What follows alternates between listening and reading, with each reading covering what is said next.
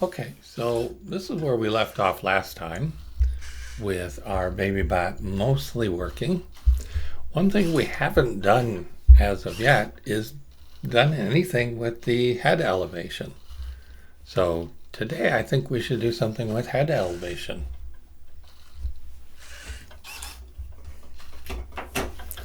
Okay. So let's see here. Okay. So I want to create a head elevation that will mostly be level. So I'm going to try to create a distribution of random numbers that will be on what we call a kind of like a bell curve. And this is the curve you get when you add 3 dice together.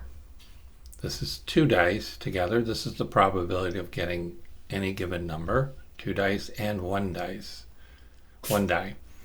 You'll get a 1, 2, 3 up to 10, because this is a 10-sided die.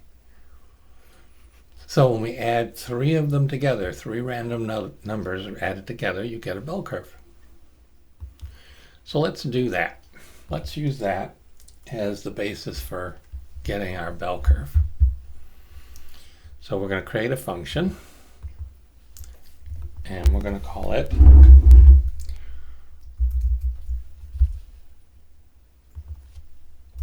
random elevation.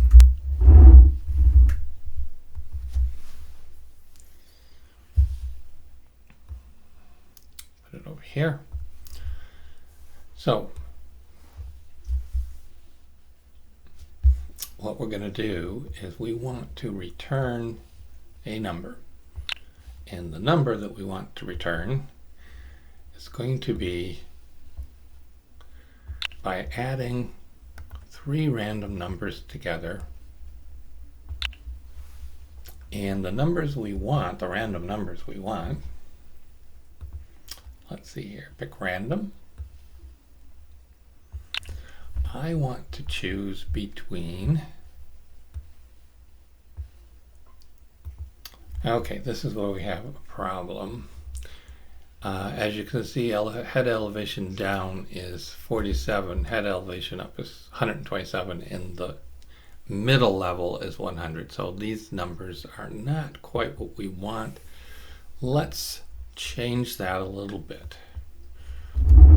So this is going to be called head elevation way down. And I want to create another one that we had elevation down.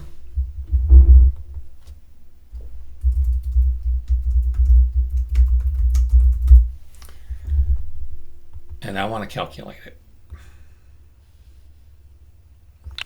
So what do I want to calculate this as? I want this level, head elevation level, to be exactly between head elevation down and head elevation up, because those are what I'm going to be using to get my random numbers, and I want head elevation level to be the average number that you get back.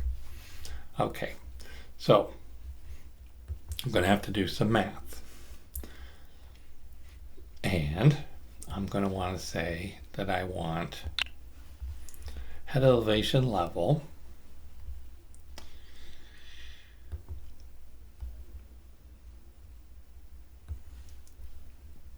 that's where we want it to be centered. And I want it to be lower by the same amount that head elevation is higher. So I'm going to need to subtract some amount. And the way I'm going to get that is I'm going to take the difference between head elevation level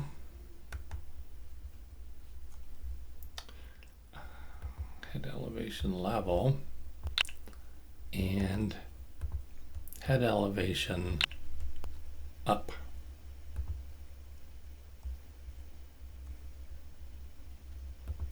There we go.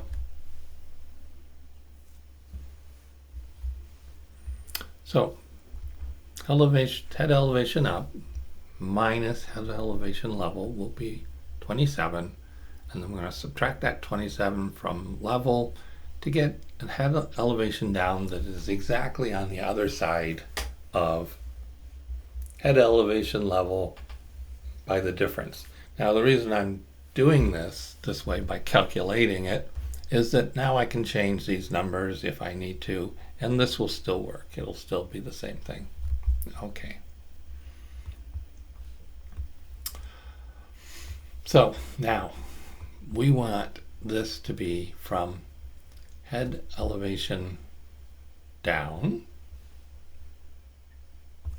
to head elevation up. And we want 3 of those.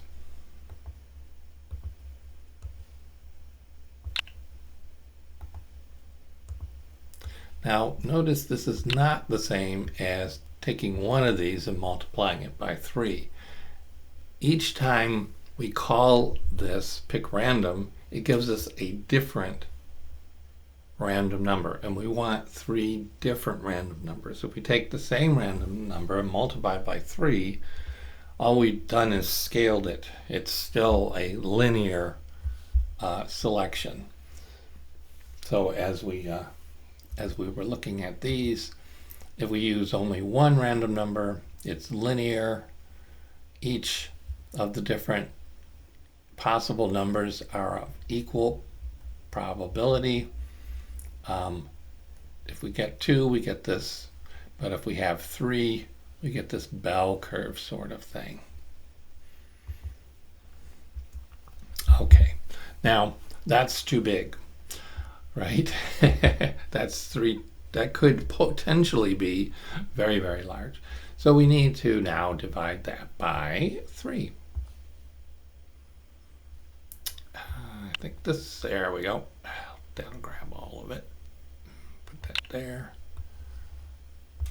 Divide it by 3. And that will give us a bell curve. Well, we have to put it back where it was.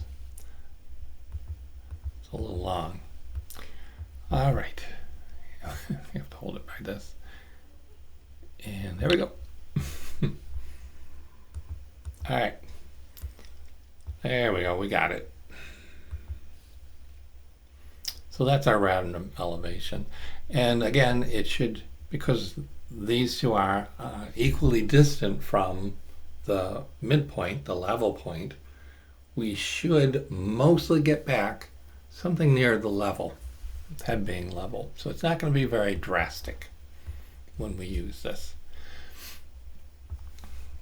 And right now, the only time we move our head around is with this do follow eyes. And let's do this. Let's say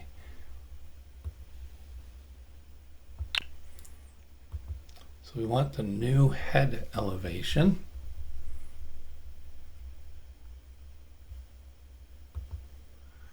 to be random elevation.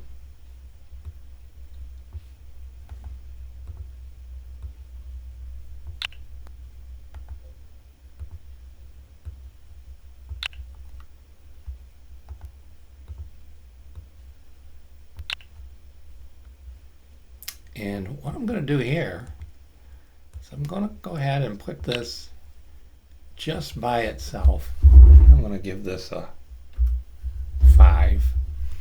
And what this is going to do for us, it's actually going to add another action, which is just looking up or looking down without moving your head to side.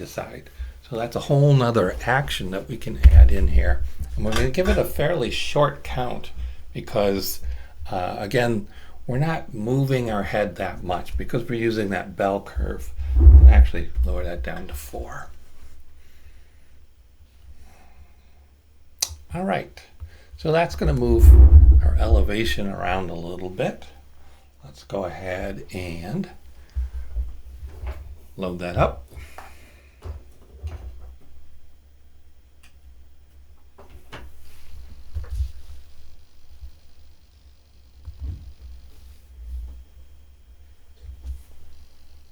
Let's try it out.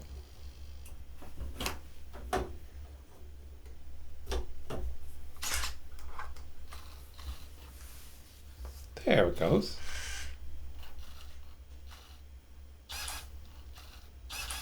And you can see him looking up and down.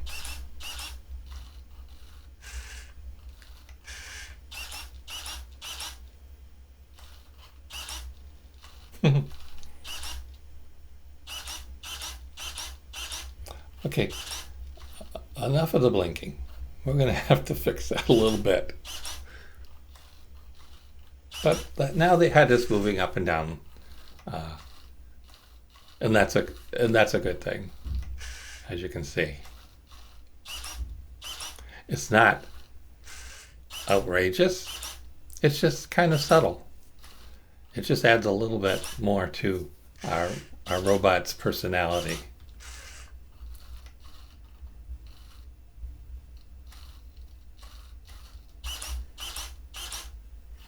All right, let's work on that blinking.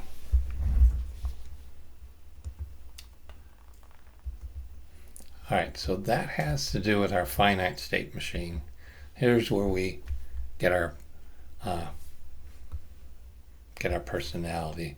So let's look at doing nothing. Now, nothing often goes to nothing. Like half the time, it's doing nothing again.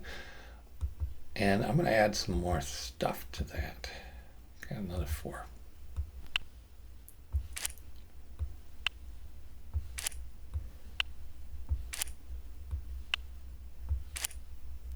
Now, as it's going around from nothing to nothing, that's fine.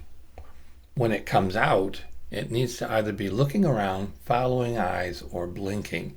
And it's going to choose those in equal probabilities. So right now, blinking is actually taking up 1/3 of our actions. I need more. So what I'm going to do is I'm going to increase the number of times that we're going to do these, looking around and following eyes.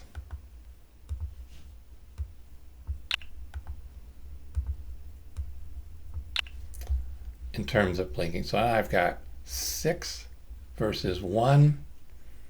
So 6 out of every time it leaves this nothing loop, it's going to be doing something other than blinking. So hopefully that's going to help us. And I'm going to go ahead and increase the number of nothing because I don't want to be moving too fast. I don't want it to do a lot of stuff too quickly.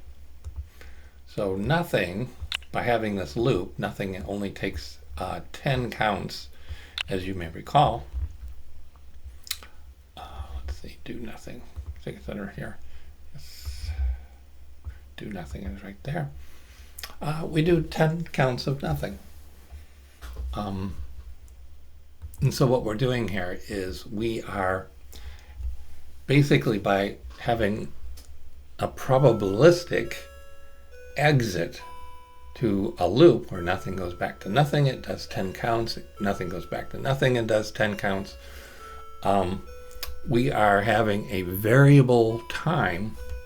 There's a variable amount of time where we're doing nothing. And by increasing the number of these, we have reduced we should be reducing the amount of times we are blinking. Okay. So looking around, we can get back to nothing quite easily. Blinking always goes to nothing. Following eyes, looking around, nothing and nothing. Okay.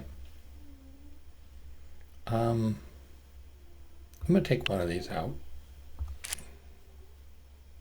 There we go. So it's 50-50. All right, let's see if that makes a difference.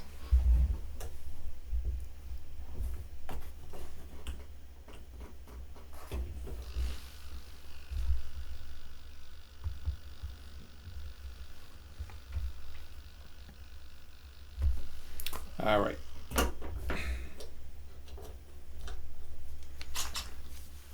Okay, initialized, and now looking around.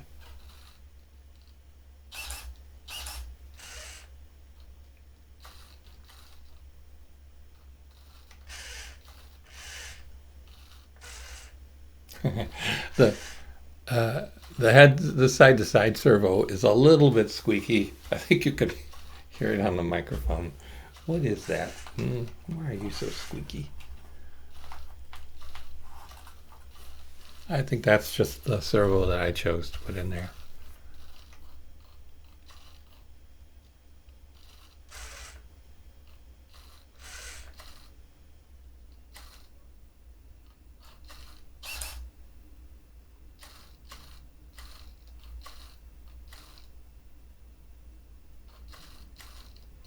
Okay, so he's working pretty well now.